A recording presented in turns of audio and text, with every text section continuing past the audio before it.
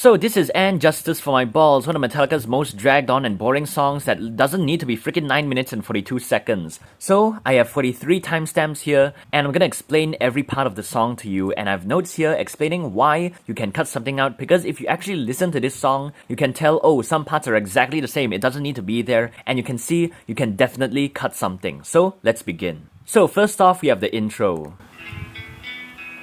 Okay, after that we have the exact same intro, copy and pasted. So I wrote down here, you can cut number 2 because it's the same as number 1. That's common sense, okay? After that, we have the developed intro. Okay, the same thing but different melody. Okay, I can accept that, but after that, we have the exact same thing. See, even the waveforms are exactly the same. So again, I wrote you can cut number 4 because it's the same as number 3, you know? After that, we have more attacks on the drums. Basically the same guitar part, but now there's something fancy happening on the drums. That one I can accept. After that, we have the transition. Also I can accept because it's something different. Okay, after that, we have the pre-riff hold chord. So they're just building up, holding the chord, and then the drums are doing that beat. Okay, and I wrote down here, the drums don't need to play the full set. It doesn't need to be da-da-dum, da-da-dum, da-dum, da-dum, dum, da-da-da. It doesn't need to play the full thing. You can cut that in half because throughout the whole song, he's gonna do that a lot of times already, okay? After that, number 8, we have the pre-riff. Okay, this one we're also gonna hear for a lot of times during the song. It plays a lot of freaking times. And number 9 is the same thing. Why put another section extra? It's the same thing. I wrote again, can cut number 9, it's the same as number 8. Okay, then number 10, it's the riff, but with harmony. Okay, it's the same thing underneath, but okay, they have harmonies, but it's still kind of boring. Okay? Because it's the same rhythm, same everything, okay? Just because you put harmonies, it doesn't make it suddenly very interesting. It's more or less still the same thing, okay? Number 11, it's the plain riff. It sounds exactly like the one before it, you know? And I wrote down, okay, number 10 has harmonies in the riffs, but when it goes to number 11, it's just a plain riff. It feels like it downgrades the riff. So, like I said, in this one, number 10, there's harmonies. Okay, it sounds very grand. Then number 11, it drops down into this boring riff. It sounds like it's downgrading itself, you know? But I can understand, okay, from a high point and then you know, go low a bit, okay? That one I can understand. So number 11, it's the verse riff, but without vocals. They're just building up to go to the verse, but it seems very unnecessary. They also do that with Creeping Death, Master of Puppets. It's just wasting time, you know? Okay, just one whole section of it doesn't need to be there. And number 13, the verse 1, okay? Okay, it's very freaking long. Pre-chorus, very freaking long. Okay, chorus even freaking longer. Okay, did I write anything there? Okay, number 12. Okay, let's go back to number 12, which is the verse riff without vocals. Like I said, it's the verse riff but no vocals, completely unnecessary, but Metallica does that a lot. Okay, jump to number 16. Where is number 16? Okay, after the first chorus, we go into the plain riff again. Okay, what did I write here? We don't need a plain riff because 17 is already verse riff but no vocals. It fits well since we're gonna go to verse 2 anyway. Okay, let's see.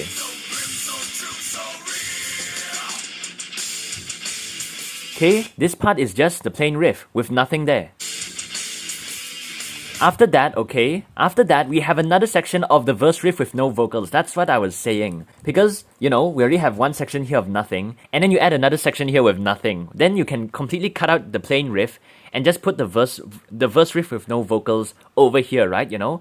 Because see, we have another part of this. It doesn't need to be there. This one is even more unnecessary than the first one. If you put it in the first one, I can understand. But this one, you have two parts here that doesn't need to be here. If you want to put it here, okay, make this one in half, this one in half, then you have two put in one, you know? But they just put the full set here. It's like, I can imagine it's like 30 seconds already, you know? Then after that, we have verse 2. Freaking long, pre-chorus. It's basically the same thing, but with different lyrics. Okay, chorus 2. This... Okay, after the second chorus, we're already like 4 minutes and 41 seconds. Did I write anything here? Okay, that's one extra transition with no purpose. That's what I said in number 16 and 17. Then I said, okay, verse 2, pre-chorus 2, chorus 2, completely unnecessary. The only difference is that verse 2 has different lyrics. I don't care how great the message of the song is. If no one has the attention span to listen to it, what's the point, you know? If I was them, if I wrote this song, I would completely cut out, you know, the second pre-chorus. I would just go to the chorus or something, make the chorus shorter, verse 2 also shorter, because, you know, okay, great, you have different lyrics, but it's exactly the same thing, okay? After the second chorus, guess what? We have a plain riff again. Okay, we don't need a full set of that, like I said here. Okay, we don't need the full set because it doesn't make it unpredictable because we've heard it so many times already, okay? We didn't need the full set of it to make it more unpredictable. That means no need to play the full thing, you can cut it in half or end it abruptly. Then it will feel more unpredictable. If you play the full set again, it's like very cookie cutter, it's very like, okay, it's very obvious, you know? After that, we have transition. This one I can accept. Let's see, melodic solo. Okay, this is okay, and it's very long. And then we have the shred solo, it's very long also. Oh my god, okay, after that, 25. It's the verse riff, no vocals, but it's heavier. Okay, the same guitar part, but the drums now, okay, heavy crash, boom, ba, okay. Then again, the same exact thing. They played it for 2 rounds. Like I said, didn't need 26 because we already have 25, okay? After that, we have slowing down. It's the same like the plain riff, you know? Okay, this one I can accept. After that, we have the intro again. Okay, this is 28. After that, we have the exact same intro again. Makes it feel even dragged on even longer. So 29 same as 28. Okay, you can cut that. 30 is the harmony solo. See, when it right at start, you can hear, oh, it's the same thing, okay, but now it has harmonies, so it's different. So that means you don't need to play the intro again, you put the harmonies over here. Is that too hard, you know? Okay, then after that, we have more harmonies and it develops. Okay, different melodies and stuff, okay? Did I write anything here? No. Then, 32, same, but blast beats. So same melody, same guitar parts, but the drums change, okay? And I wrote here, 30 to 32 actually develops in the parts, so that's good. This is the only part where I say, okay, it's fine if you do it because they actually develop, okay? This one is, okay, harmony intro. Then they develop the melody in 31. 32, it's the same thing, but okay, the drums change, okay? That's development, I can accept that, okay? 33 is the transition. Okay, this one I accept because, you know, it's something different. After that, we have the fast part. Okay, 34 is justified for the holding of the chord and full drum part to reintroduce everything again. This one I accept, okay? We're doing good here. This one they can play the full set because they can get people ready to go back into the verse because we just had a full intro and harmony of some other stuff. And now we're going back, okay, this one it's fine if you play the full set. But if you played it in the beginning of the song for so many times already, it's not interesting already, okay? Then after that, we have the plain riff 35. Okay, we don't need to hear, we have already heard this part throughout the song for so many times already. After that, we have verse 3 again, so freaking long, pre-chorus 3, the same thing, chorus 3, same thing, and okay, 39, okay? Okay, now it's the plain boring riff but with harmonies, okay, oh wow, harmonies, okay? Number 40 is the refrain. Then they suddenly add this part here, it feels very weird.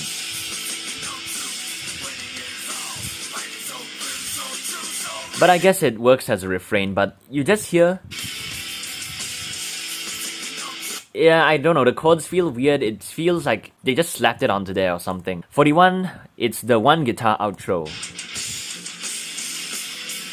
Okay, only one guitar playing as the outro. Number 42 is the dual guitar outro, harmony. Same thing but with more guitars. Then I wrote number 41, it's one guitar, you didn't need the full set, just play half, then introduce 2 guitars, okay? That means in number 41, you don't need to play the full freaking thing, just play half of it, then go into the dual guitar. You don't need the full set of this one guitar, then the full set of this one, 2 guitars, you know? It's wasting freaking time, you know? After that, yeah, 42, it could have ended already. Let's see how 42 ends. Okay, you can end there already, but they did it again in 43. Okay, then the exact same thing. Then this part is actually very cool, the last little lick. But if you just cut out this part, cut out this part and then you just put this end over here, then you really can end the song because it's so freaking long. You can see I did some experiments where I cut a few parts for this one. This one is 4 minutes, not even 5 minutes, 4 minutes 59 seconds, okay? I think I cut like all of the other verses, verse 2, verse 3, pre-chorus 2 and 3, chorus 2 and 3. I keep the important parts, you know, the parts that don't keep repeating the same thing. Like look at the intro, exactly the same.